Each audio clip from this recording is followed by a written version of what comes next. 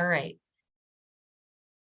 So welcome, folks. I thanks so much for joining us for this lunchtime Working Bridges Innovation Lab. My name's Connie Beal. I'm Working Bridges Director and with United Way of Northwest Vermont. And I see in our space, we have our colleagues from Green Mountain United Way with us. So many of you are our employer partners and you span the Northwest, the central part and Northeast Kingdom. Huzzah, welcome. It's really cool to have you in this space. Thanks for making time. We know you're super busy. But this just felt like such an important part of our work that's really emerged I think, because of the work of All Brains Belong, which is who we have today to share some insight. But before I go there, a couple of updates around Working Bridges, just so that folks are looped in. Welcome to winter. There's a snowstorm coming. And we're working on the annual reports, which is very exciting. We're going to have some really good data to reflect with you. So that's coming. Be on the lookout for at the beginning of February. Our team is also hiring in the Northwest part. We're looking for another fabulous resource coordinator. The job closes Friday, so get on it. No, I'm kidding. But share it. Like, if you want me to send you the link, I will. Share it with your people. Think about who might be suited and fit the work. So I think those are really my biggest updates. The third part was just making sure that everyone had a chance to see the newly launched, or at least it's getting out there. There's the United Way's Employer Guide to Employee Mental Health. It's a toolkit around mental health that we developed in partnership with United Way's Mental Health Initiative. So I'll pop that in the chat at some point so that you can have the link to it. Please use it in your workplaces and share, as this is all related to brain health. And so I think with that, those are the updates, and I'm going to stop talking. But I got to tell you, we've got a really special person with us today, Dr. Mel Hauser. Yeah, I know. She gives me all the dopamine. I don't know. It's something about like connecting. So long story short, back in COVID, back when the early days, the days of COVID, I felt I was looking for a sensitive or sensory friendly COVID vaccine clinic for my child, and came to learn about All Brains Belong at that time because of the public clinics that were being offered through All Brains Belong. So that was my introduction to All Brains Belong and the wonderful programming that's happening, as well as the education that's happening in our communities around neuroinclusion and lots of different places and spaces, and that all of us here have a role to play in that, making those spaces neuro-inclusive and supporting neurodiversity and all of the things, as Mel and I were like, and all the things. So some of you probably come to this with deep experience and understanding about what it means and what neuroinclusion is. But some of you, this is really new to think about how we apply it in our workplaces and how we can apply it with the employees that we're supporting and working with, whether we have an HR position, whether we are hiring or supervising or supporting, or just working with employees in all the different settings that we come to work with them. So without any more jabbering from me, I'm going to hand it over to Dr. Mel Hauser. She can tell you a lot more about what she does and give us some of give us the scoop on how neuroinclusion plays out in the workplace and what that can look like. What can we do? So go ahead. Can you share your screen? Let me make sure that it works. It looks like it does work. So I'll say hello and then I will share screen. So hi, everybody. Connie, thank you so much for the introduction and thank you so much for having me. Set the doctor thing aside. Mel, I use she, they pronouns, and we're gonna stay like at the 3,000 foot view of neurodiversity and the applications for employment, because as Connie, as you said, I think when we all have experience with this. I think it's about developing a shared vocabulary and more than anything else. So when we think about the fact that we all have different brains that do things differently, that learn, think, communicate differently. But for the 1 in 5 people whose brains work in ways that significantly depart from the majority of brains, this group of people has a really hard time accessing many of the major large social structures: school, healthcare, employment. And in fact, 80% of neurodivergent people are unemployed, even those with college degrees. And what we're going to talk about today is kind of the common ways in which brains differ, and then take like a little bit of a narrower scope to employment and some of the big picture themes of what practical things that you could be doing to make workplaces more neuro-inclusive. All right, so now I'll share screen. All right. I like had this all queued up and everything, and then it, disappeared. Okay, here we go. So, creating workplaces where all brains can thrive. So I think that sometimes when we come to these, come to conversations around, how do I help XYZ employee who is neurodivergent? That's great. That's great. We can certainly approach life and problem solving that way. But I would venture to guess that most of your neurodivergent employees have no idea that they're neurodivergent. They are just not thriving when their needs are not met. And they may not even know what their needs are. They may just experience that things are not working. So the idea of neuroinclusion is creating workplaces where all brains can thrive, kind of moving beyond accommodating particular brains that need accommodations.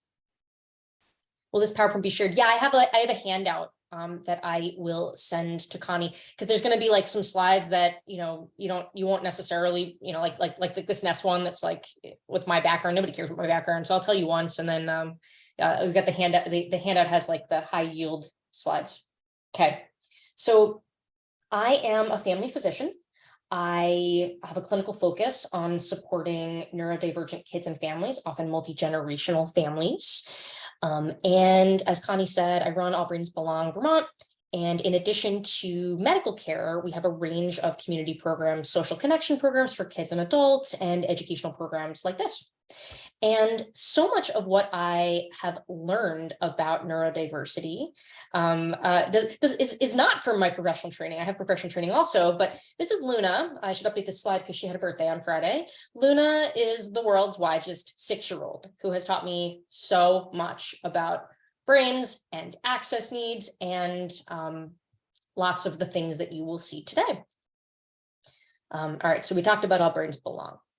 Okay, so when we think about the 1 in 5 people who learn, think, communicate differently than the neuromajority, when we set out to launch our organization, it was very clear that in order to do anything for the neurodivergent community, we must do everything. So employment is just as important as medical care, because when we think about health, wellness, well-being, having meaningful employment is for many people a part of health.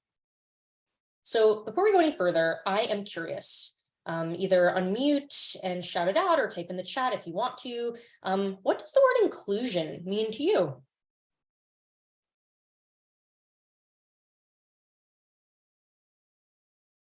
Because I think this frame I think helps anchor what we're about to talk about next.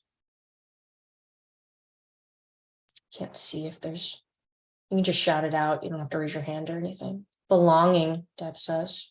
Belonging, understanding. Feeling seen, visible. Yeah. Liz says intentional access. Wanting everyone to feel like they belong. Yeah, I love that. I love all of this.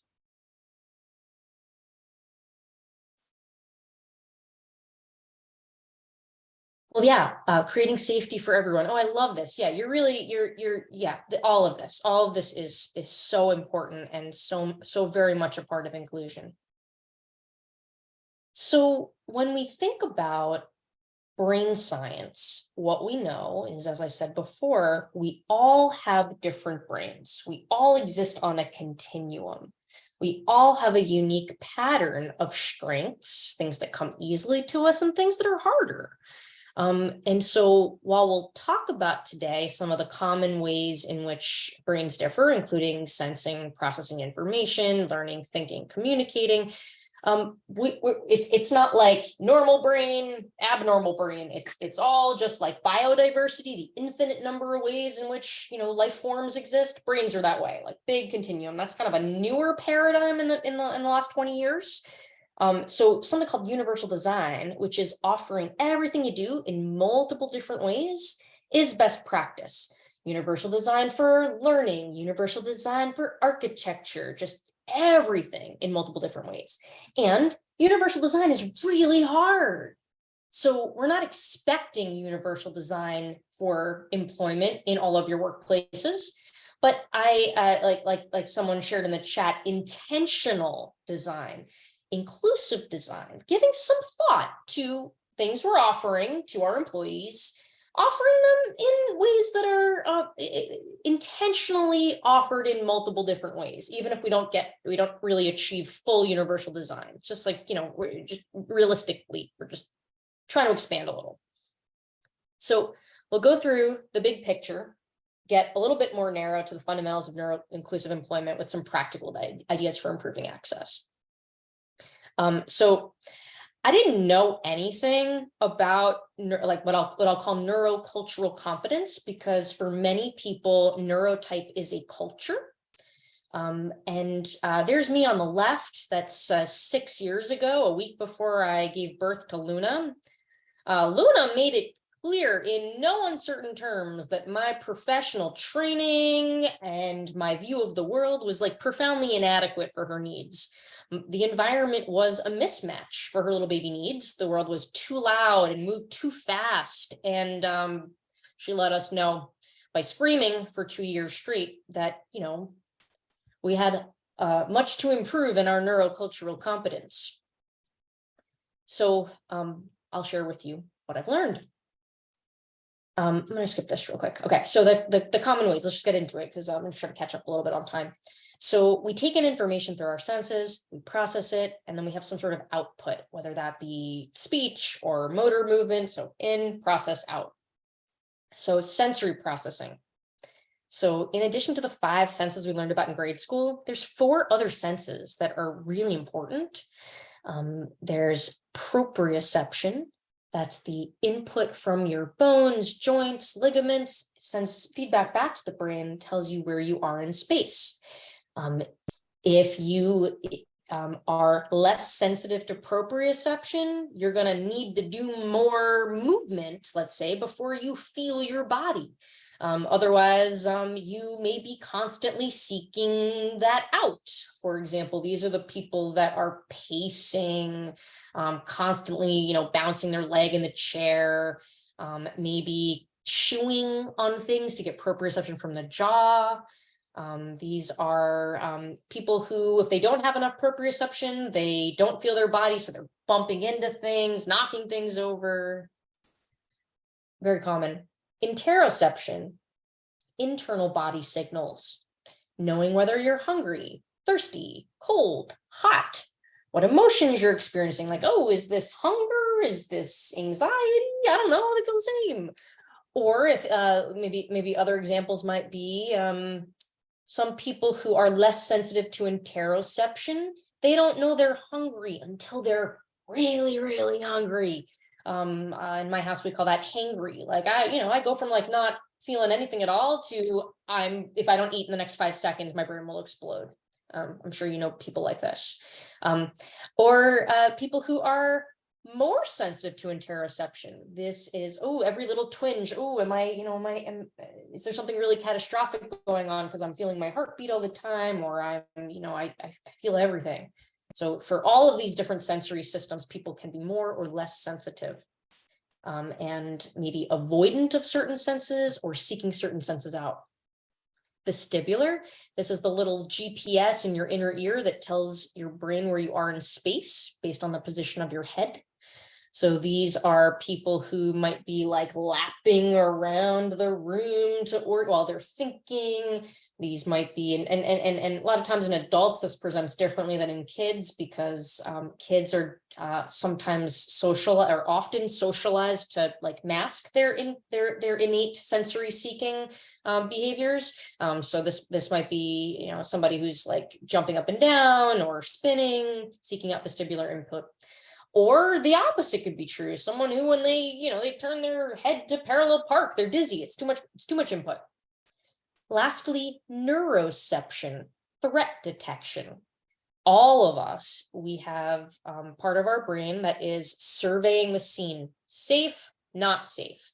And if we are wired such to be more or less sensitive to threat, this is going to have profound implications for really all of our interactions with our environment and the people in it. And these senses all like cross-relate. So for example, if I am more sensitive to sound, if there's a lot of loud sound going on, I might be more likely to interpret something else in the environment as a threat, as opposed to if the environment were quiet. So this is a fundamental part of regulation, calmness of the nervous system. We have to be regulated before we can, engage on purpose, with anything. So the problem is that most adults did not grow up talking about this stuff and may likely have no awareness of this at all. Someone might not be able to tell you specifically that the things are too loud or the fluorescent lights overhead are bugging them. They might just feel chaos or like in some way stressed out, and they don't quite know why. They can't put their finger on it. But often this relates to sensory input. Another common way in which brains differ, it relates to executive functioning. These are these higher order brain cortex things, mostly in the frontal lobe of the brain, related to initiating, completing, planning, prioritizing, switching between things, self-monitoring. This is pretty complicated stuff. And you don't have, so first off, we may differ in terms of whether this is a strength or a challenge. But when we are dysregulated, whether because of sensory processing or otherwise, we may not have access to these skills. We may possess them, but not have access to them, because there's different parts of the brain. The cortex, these are these higher level things you do on purpose, like executive functioning is this part of the cortex. Your limbic system, your involuntary, your fight or flight functions. When you are dysregulated, your limbic system is firing. And when your limbic system is activated, your cortex is less activated. So what that might mean, and this is a metaphor that was intended to describe these concepts to kids, but this is actually how I think about it. So I'm going to use this concept for you too, from Dr. Dan Siegel, Dr. Tina Payne Bryson, from the book The Whole Brain Child. Upstairs brain and downstairs brain. When downstairs brain, when you flip your lid and downstairs brain is calling the shots, you don't have access to upstairs brain. Your purposeful thinking, your perspective taking, and I think that because we all have different brains, we all have different things that are going to make us stressed. It can be things in the physical environment, like the sensory processing things. It could be emotional triggers, cognitive, like when I have to switch between windows and like transcribe things from one window to a next, that drains my battery, stresses me out so much that when the fire truck goes past, I'm going to be more likely to be stressed out by that sound than had I not just drained my battery with this like seemingly simple but cognitively complex for me task. Or social stressors, big meetings, crowds, back in pre-COVID days, like, large social gatherings. So we're all going to differ in terms of what makes us stressed. We're also going to differ in terms of what dysregulation looks like. I think that if you saw one of your employees punching the wall, screaming, like you might maybe figure out that they're dysregulated. But that fight is not the only way dysregulation presents. It might be freeze, like a glazing over, looking checked out, looking disinterested, but maybe they're not disinterested, they're just dysregulated. It might present as fatigue, just profound exhaustion. I have an employee who said, I really just feel like I have to, I'm fine, I'm doing well, I just have to go take a nap at 3 p.m. I don't think things are fine. There must be something happening in the first part of the day that makes you too exhausted to exist by 3 p.m. So we have to look at what is the cognitive load going into this. Flood of ideas, overwhelm, can't start the thing because just like so overwhelmed, that could be dysregulation. Or flight. A lot of times when I do trainings for employers, people are talking about, I've got this employee who like keeps leaving the room, taking all these extra breaks. Like, what's up? I don't know. They're dysregulated. Let's explore why. Fatigue, just a little bit more on that. In addition to sensory processing aspects that demand drain the brain, sensory processing, executive functioning demands, I'm going to introduce the concept of dyspraxia. Dyspraxia is common. 1 in 10 people is dyspraxic, and dyspraxia refers to challenges with sequencing. And this can affect all kinds of things: fine motor skills, gross motor skills, language, ideas. Like this can be, my communication is an example of dyspraxic communication. I have no idea what I'm going to say until I've said it. And the sequencing of what order the things go in, it's hard. So I tend to like meander and like take a while to get to the point. This relates to the sequencing of ideas. So if you've got employees who, by the way, if they're dyspraxic, they likely have no idea they're dyspraxic.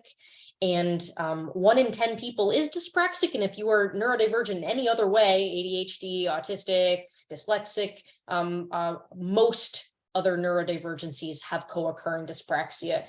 In the example of autism, for example, 80% of autistic people are dyspraxic. So this is very, very common. So there are some specific ways that this might play out. Because when we think about motor planning, so your brain has an idea and then you got to carry it out. This is pretty much everything in life relates to motor planning. So the idea, what do I want to do? I got to tell the body what to do. I got to do it. I got to initiate it. I got to coordinate it. I got to finish it. And then I got to give feedback back to the brain to become more efficient. I think in many workplaces, when we're focusing on efficiency, maybe something that employers are thinking a lot about. When you have unaccommodated dyspraxia, you're going to have a lot of barriers to efficiency. And there are 2 main types of dyspraxia: the idea part, ideational, the cognitive planning of the steps in what order, first, next, then, last, and the actual executing. I might be able to tell you the steps, but then I can't do the steps in an efficient way, or I can only do it in this particular way. So when you tell me you want it differently, I'm like, whoa, I don't know what to do. So when workflows change in employment settings, that can be really hard for dyspraxic people, and they again may not have awareness as to why. I worked with an employer once that implemented a new computer system, and they were saying that when they did that, like everybody was just really dysregulated and productivity really dropped off. I mean, really, this is unsupported dyspraxia until proven otherwise. And so the intervention was to develop a set of visual supports to help support motor planning. I think this is the last thing of this section that I thought was worth mentioning. Dopamine is a really important brain chemical. If people have ever heard of dopamine, sometimes they've heard about it in the context of reward, motivation, engagement, but dopamine and feeling good. And for dopamine feels good for everybody, But for some brains, 1 in 5 people, dopamine is required to do things. It's required for motor functions. It's required for starting and stopping behaviors, starting and stopping ideas. And when the dopamine bound or dopamine requiring brain does not have enough dopamine, it presents in one of 2 ways. Foot on the gas, I start doing the thing and I can't stop doing the thing. Foot on the brake, I can't start doing the thing. And I don't know if there's anyone in this room who has experienced either one of these flavors of dopamine deficiency, but it's really uncomfortable. And again, there may be lots of folks who experience this who don't know that's what's happening. And they may have internalized a narrative of like, oh, I procrastinate. Oh, I'm lazy, I'm not motivated, or that might be the narrative that is applied to people who are actually just dopamine deficient. So the management of both flavors of dopamine deficiency is to get dopamine, movement, protein, water, restorative sleep, and sometimes supplements and medicines. Some of the, when you have certain patterns of strengths and challenges, sometimes these things get names, whether that be autism, dyslexia, ADHD, etc. All of these neurodivergencies are dopamine bound conditions. Okay, actually, so next big picture point is that of access. So that, I've been talking about things that are different, brain-based differences.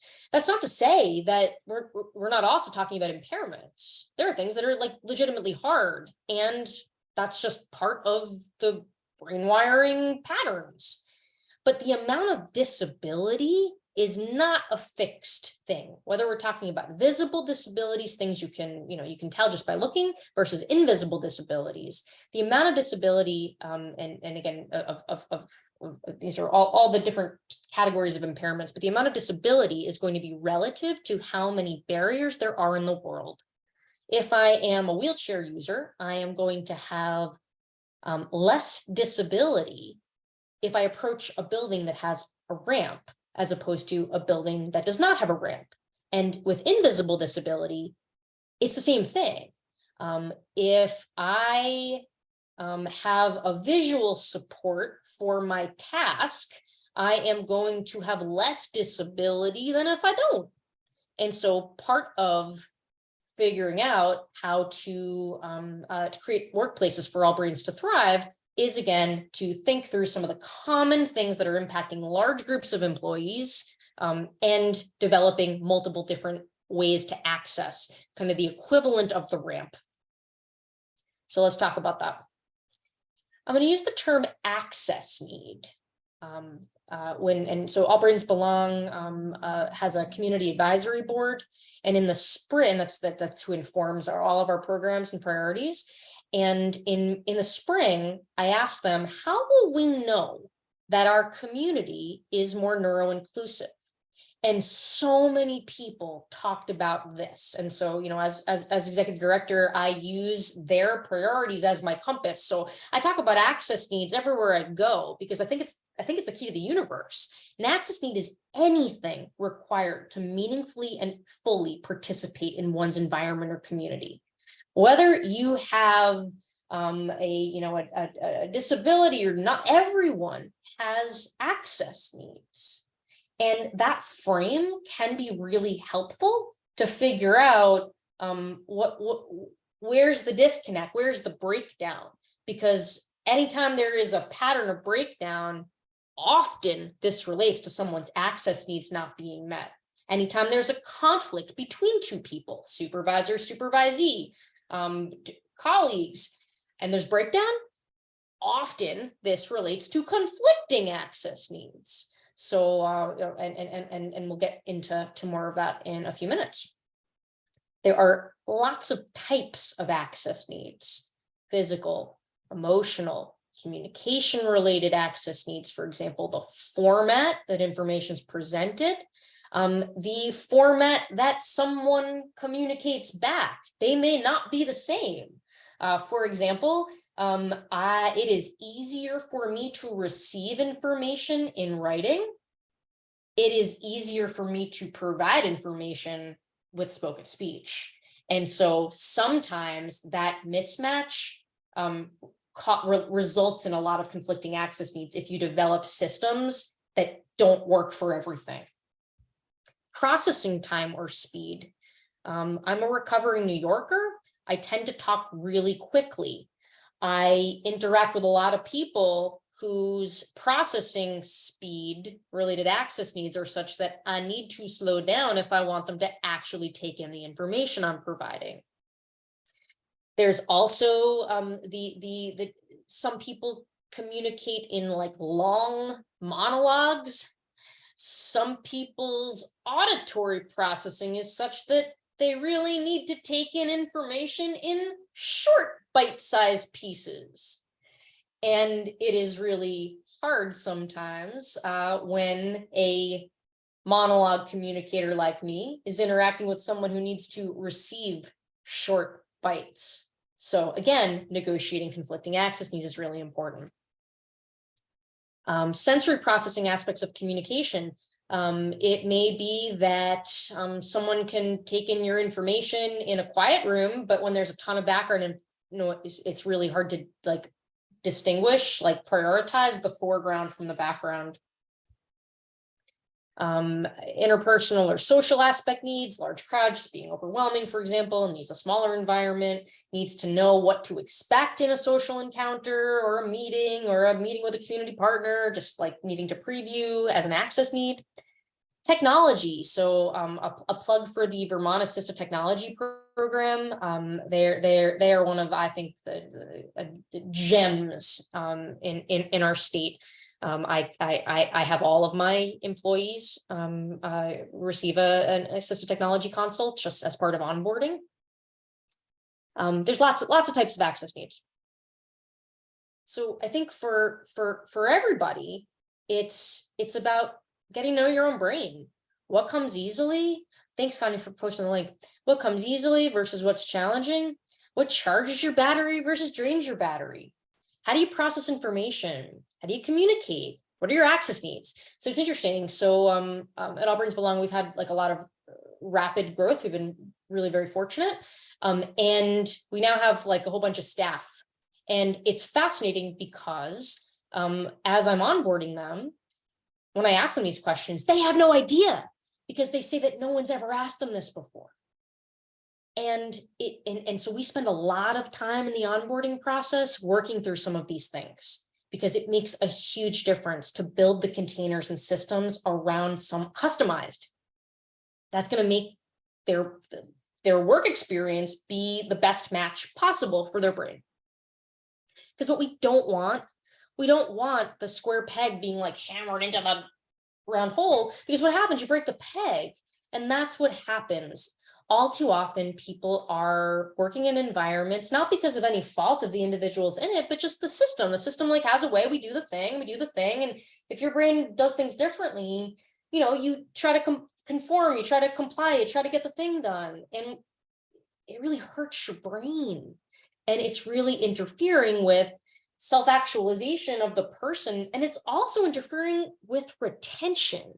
So at a time where there's all, I don't know if any of you are having this experience, but it appears very common in our state that employers are having a hard time filling positions and retaining people. And I think that neurodiversity and access is the missing piece of the conversation around that. What we're looking for is niche construction. This is a term used by Dr. Thomas Armstrong in his book, The Power of Neurodiversity, looking at designing a life that's based on your brain's needs. Whoa. And employment is part of that. So you get to know your brain, you think about your current situation, what's working well, what's not working, what could work better. And that's, I think, a overly simplistic but reasonable paradigm for like, how do we get there? For example, I have the kind of brain that I need dopamine to do all the things. There's lots of brains that, again, dopamine feels good for everybody, but if you need dopamine, you need to get it. So now I have a job where I am thinking and talking about brains all day, which is my main interest. So that is a much, that's like a really important part of niche construction. And so for your employees, if the way they're spending their time has nothing to do with their interests and they have a dopamine bound brain, that's going to be really hard. So how does this all relate to inclusion? I don't know why that's a duplicate slide. All right. So the idea is that anytime you have a default, everyone else's brain who does the thing differently is othered. It's great if you can afford accommodations for the people who request that. But when we're talking about inclusion, perceived belonging, all the things that you shared in the beginning of this about what it means for inclusion, anytime there's a default, you're not going to have those things. So when we think about how this plays out, there are so many defaults in healthcare, in aging, in social structures, but employment, I mean, it's really about, I think, thinking through all of your workflows and thinking about whether there are any defaults. And so whether there's things in the physical environment, things in social interactions and culture, and like the system of default expectations of meetings, default expectations in executive functioning skills. And even, you know, I want to just like brief mention of COVID considerations. I appreciate that this meeting was virtual because neurodivergent people have higher rates of complications from COVID, including long COVID. And that relates to autoimmune mechanisms. And so it's really, really hard when people have to choose between their health and full and meaningful participation in community. So when we think about, again, environment, technology, attitudes, culture, all of this is going to play out, potentially resulting in exhaustion, anxiety, stress, and just big picture of negative experiences. All right, so practical strategies. A year ago, All Brains Belong launched a program called the Neuro-Inclusive Employment Bright Spotting Program. This is through this program, community members have been able to nominate employers in like their own employers who are using principles of universal design. And then we contact them, we interview them, we learn what they're doing. And this is what we've learned so far. These are what we would say are the main themes of neuro-inclusive workplace. Designing the physical environment, thinking about diverse communication styles, really taking a look at workplace culture, perceptions of belonging in that culture, meaningful work, that's that dopamine bound brain thing, flexibility and choices, autonomy. For some people, autonomy is an access need. And back in the sensory processing wheel, and when I mentioned neuroception, there are some brains who are wired such that when they don't have autonomy or enough autonomy, their limbic system automatically, involuntarily perceives that as a threat. And that's hard because there are lots of times where we don't have complete autonomy. It's a balance, right? Like, do we have autonomy over the things that are most meaningful to us? And how do we, that's like a really important part of niche construction. There are also people who, too much autonomy, autonomy without structure, when they don't have the executive functioning skills to like organize and execute their day, that's really hard. And because people have all different brains, if you as a supervisor are supervising people with very different brains, you may really need to be individualizing how you are setting up your container system structures and supervisory mechanisms to be really quite different. And from a conflicting access needs standpoint, yeah, it can be really tricky to have to make such differentiation for different people you're supervising. And again, thinking through workflows and routines, are there defaults? And can you introduce some differentiation, even like one or two extra ways of doing the thing. Let's look at some examples. So multiple ways to do the thing. This is a visual that I use at all of our All Brains Belong like virtual social programs. It's a visual support for how to turn on closed captioning. I always have closed captioning enabled, and I can certainly say, okay, if you need closed captioning, you can turn it on. That's auditory, but I'm also now giving a visual mechanism. I have how to turn on closed captioning with the color highlights of the two ways, depending on your version of Zoom, that you can do this. So this is just an example of that's two ways to do the thing. So it really can be that simple, thinking through everything you do, and can you have at least two ways of doing that thing? That's inclusive design. So when you think through your workflows and routines, whether that be in recruitment, hiring, supervision, task allocation, meetings, communication as just big bucket structures, are there defaults? Probably, maybe, because having like a streamlined approach is the path to efficiency. And people whose brains work differently than the default may experience that as othering. So it's this balance of efficiency, and it's going to seem kind of out there, but efficiency and inclusion. Whoa, do I have to pick? Yeah, I think so. Sometimes. So recruitment and hiring, thinking through your job description. And of course, there's going to be some, some truly required things. You can't necessarily, not every job is going to be inclusive, right? Like you have things that need to get done, and they may need to get done in a certain way. Haley's sharing, people can be more efficient if the systems in place truly support their brains and ways of being. I agree. But really prioritizing what are the required tasks of the job.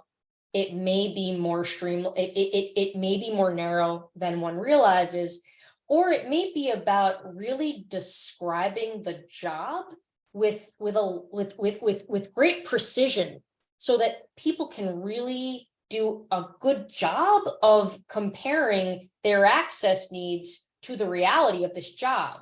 Find this out ahead of time before you're here and you've invested all the time in onboarding, etc. Are there some defaults in the application process? Is there one way to apply? The interview process, is there one way that the questions are provided? Like, so for example, when we just went through a competitive hiring process, and we provided our questions ahead of time in writing, and we gave people the opportunity to, in addition to participating in a synchronous interview, they had the opportunity to provide some written responses, because the particular job I was hiring, they need to be able to engage in spoken speech. But to get at their best selves, their most authentic answers to my questions, it was okay to offer them two different ways of providing that information. That's just one example of having a couple of different ways of doing the thing. For retention, I got to pick up the pace, it appears. I only have 15 minutes, and I want to leave time for questions. So when you think about onboarding, and again, this is in the handout, but thinking through like orientation, training, exploring access needs, how the structures, the feedback, like all of these things, are there defaults, and can we introduce a little bit of differentiation? Maybe not. Maybe it's just too big to rehaul the whole thing, but can you pick one default that you can trial differentiating? In the physical environment, thinking through sensory processing aspect, lights, sounds, temperature, smells. I remember before medical school, I had an office job where my office was right near the kitchen, and somebody would always be heating up tuna in the microwave, and I really just couldn't work those days. I had no idea I had sensory processing differences at the time, but it's just, it was really stressful. So thinking through that with people. Movement opportunities. Again, if somebody is less sensitive to proprioception, they need more movement. And if they don't have it, their brain's not going to work optimally. Access needs in executive functioning. We mentioned a couple different examples of this with visual supports. Like this could be its own talk. And I'm happy to come back and talk about that, because it's a complex thing about how do you support employees' executive functioning. And I get lots of practice in this like all day. Making good use of assistive technology can be a part of that. Yeah, okay. I think this is my last slide. Team factors. So I think in 2023, this society, independence gets overly glorified, like a lot. Interdependence, the idea of like being connected to and relying on other humans, that's a good thing. And so creating a culture of interdependence of your staff is very helpful, and I'd say like a requirement of a neuro-inclusive workplace, because then that is how you really can address aspects of differentiation, meaning individualization of how somebody does something, transparent discussion of access needs. It may be, for example, that rather than fitting the person, like cramming the person into the job in a truly interdependent team, can you create a world where you're really adapting the job to fit the person, and you're reallocating tasks? Maybe you can't, but maybe you can, so that everyone is doing the work that is meaningful and is the best fit for their brain. And I think a lot of employers talk about safe. This is a safe space, like an actually safe space, because that term gets used a lot. In an actually safe space, we talk about transparency around access needs, creating the ground rules of how we're going to engage with one another, and access needs, I think, being an important part of that. To normalize access discussions, it might be as simple as, what do you need to do your best work? Does everyone have access? What does everyone need? At the beginning of a meeting, naming what's acceptable. Like, so when even if my staff, like, they know this because they come to meetings all week long, every single meeting, I'm reminding them it's okay to have your video off. And they're always like apologizing for shutting their video off. Like, no, you can always have your video off. So explicitly naming what's acceptable. And maybe you get to this place where when you're doing check-ins with names and pronouns, maybe you get to a place where you're actually including access needs. Many places when employers, when they're starting this, they're not going to like jump to that, but it's potentially a thing you might work to. And as I said at the beginning of this talk, a shared vocabulary, and these are the phrases that I use with my staff. I have the kind of brain that X. And so I'm modeling that all day long. And so as people when people onboard here and they kind of get integrated into the culture, I hear more and more of that happening. And that's a culture where people are talking about access needs, or let me know what's most accessible for you. And when we can recognize and name conflicting access needs, and actually what I'll do is I'll put in the chat, All Brains Belong does a free community education program called Brain Club. I'm going to put the allbrainsbelong.org. I have the kind of brain that cannot talk and type at the same time. See, just modeling it. There we go. This coming week's Brain Club, so it's Tuesdays at 6 and we record it. Once a month, there's always a Brain Club around neuro-inclusive employment. And this week's upcoming Brain Club is about conflicting access needs in the workplace. And we'll have some like models. We record some of our staff meetings to do some teaching around. Okay. let's talk. And then I would love to know, like, if any, how this landed with you.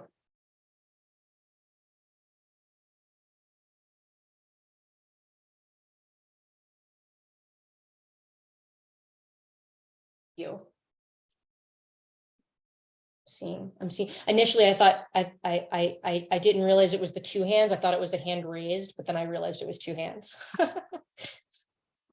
Awesome. Well, thank you so much. This just, it resonates. Like this is, this is an additional time I've been able to work with you and hear you speak. And I'm making even more connections with some of the employees that we work with through resource coordination and different work sites. When we're working with employees that are expressing some type of challenge or struggle. But I can also see where, when we think about neurodivergence and neuroinclusion, and when I've been thinking a lot about where mental health kind of can also impact how one is kind of used to their brain working, and then the mental health piece can really kind of create some confusion there, or like kind of make it even harder. And so it's just so, I'm just really drawing that connection right now around how there's brain health and our mental health, and they're really like, it's two in the same, right? Like we're talking about the same thing. We're talking about the same thing, right? And a lot of times what we see when people are living and working in ways that don't meet their access needs, we see this manifest in mental health, adverse mental health. So it's tempting, and the healthcare system does a terrible job at this. It's tempting to treat, let's say, depression, anxiety as like this standalone thing, as though the mismatch of access needs had nothing to do with this. Like, that's bogus. Of course it had everything to do with this. I'm reading in the chat. Lets me recognize how much work we have to do in the workplace, and I'm connecting this with some of our employee manager communication struggles. Right.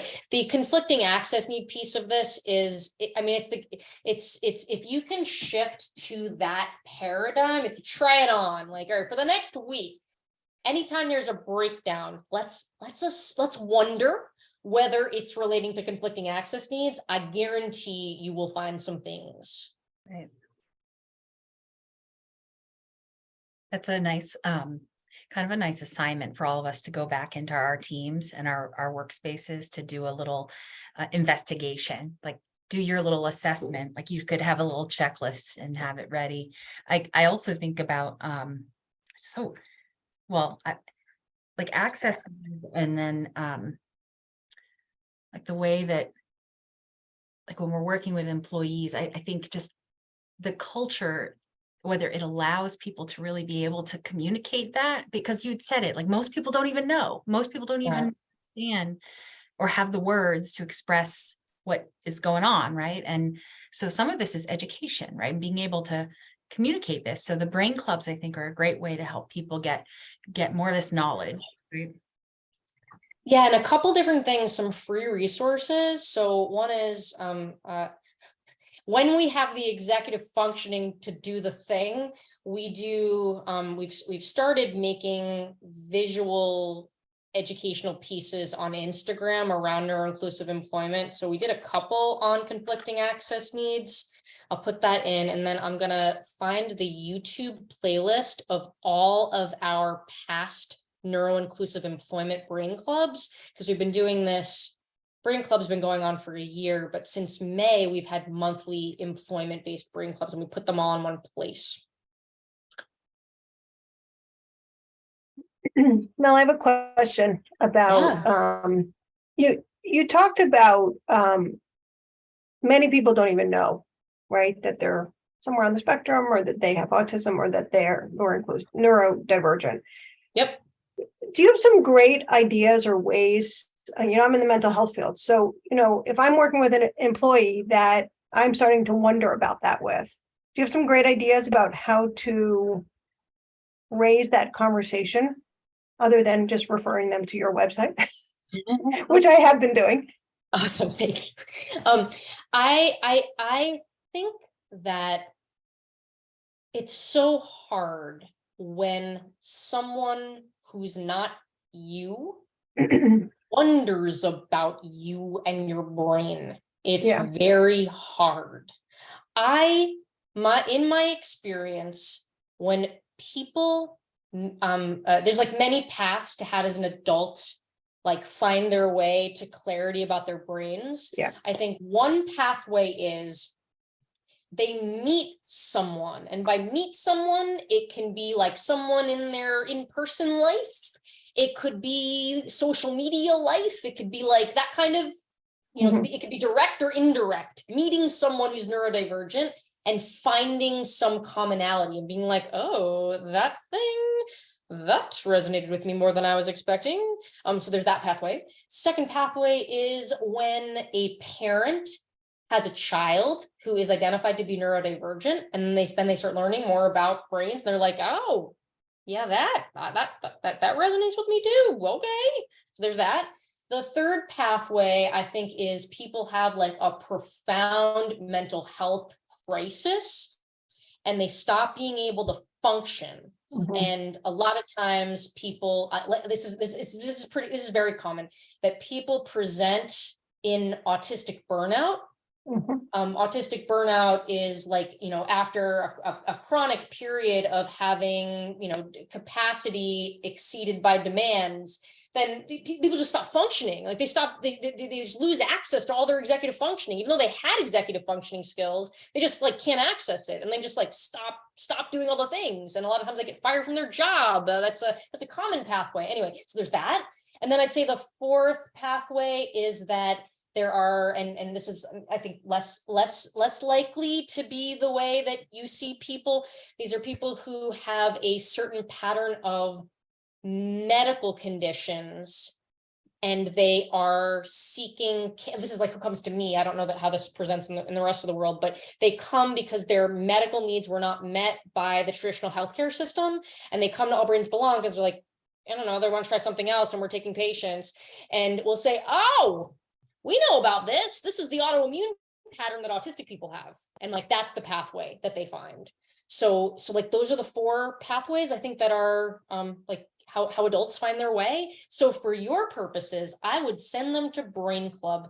I would have them just come hang out at Brain Club and meet people. And Brain Club is, so it's super low demand. They can watch with their video off. They don't have to interact, and they'll just hear a bunch of people talking about a topic. And it won't take long. We have neuro lurkers come to Brain Club all the time. Awesome. Mel, thank you so much. Just, I realize our time, and holy moly, this is like the tip of the iceberg. So thank you so much. And for those of you, I just in the chat, be on the lookout, because in February we'll be doing some a little bit more work around systems and frameworks for employee mental health. But a big round of applause to Mel and All Brains Belong and all the work, and go to Brain Club, try it out. It's actually really awesome. So just saying. Thank you. Thank you all. Have a great afternoon. Bye.